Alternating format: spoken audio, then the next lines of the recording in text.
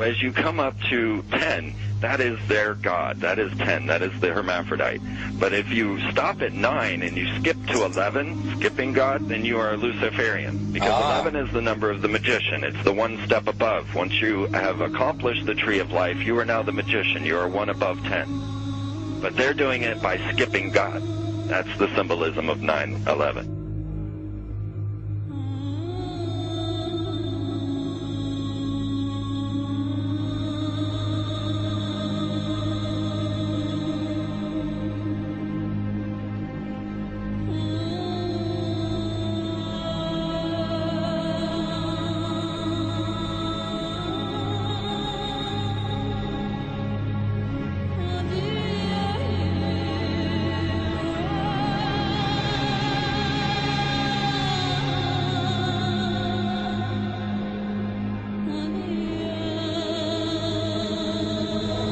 It is a big idea, a new world order.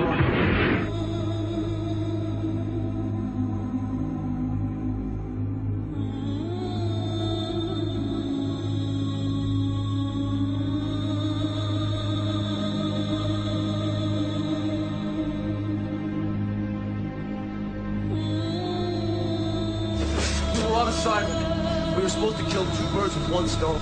In Fight Club, Project Mayhem destroys a giant bronze spherical sculpture.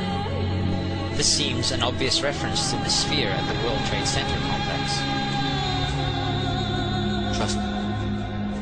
Everything's gonna be fine. In a pivotal scene reminiscent of 9/11, we see the destruction of skyscrapers and the change of a skyline. Second anniversary of the 9/11 attack on the World Trade Center, George Bush asked for an $87 billion increase in military spending.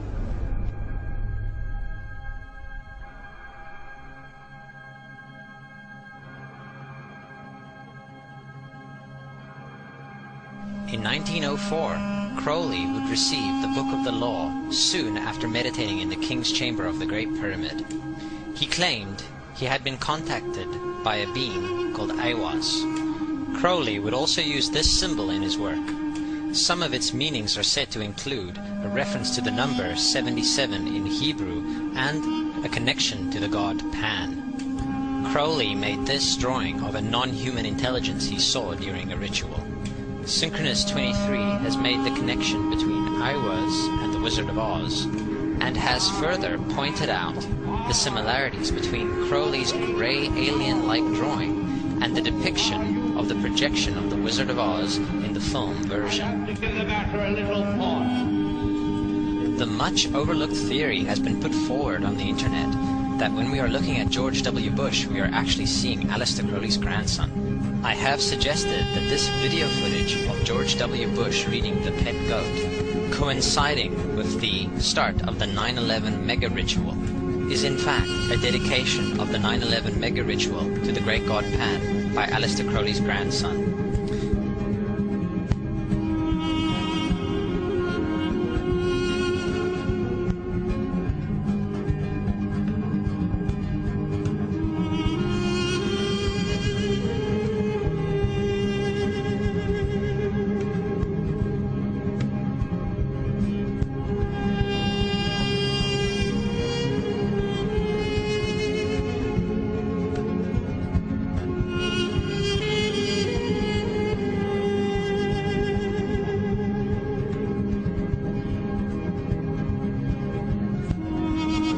Things get a little weird. This is the 1978 version of The Wizard of Oz, The Wiz.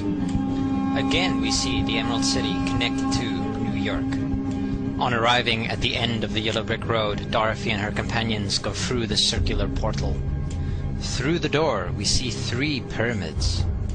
Behind the pyramid shape, in between the pyramid pillars of the World Trade Center, we see the sphere, the representation of the Kaaba.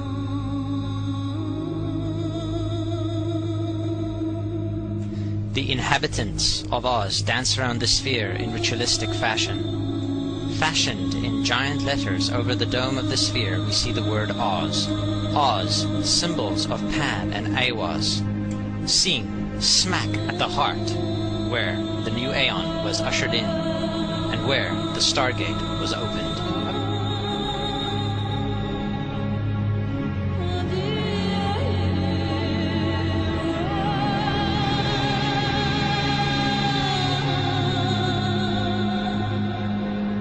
Between the Twin Towers is called the spherical caryatid. It was made by artist Fritz Koenig and was nicknamed the Sphere.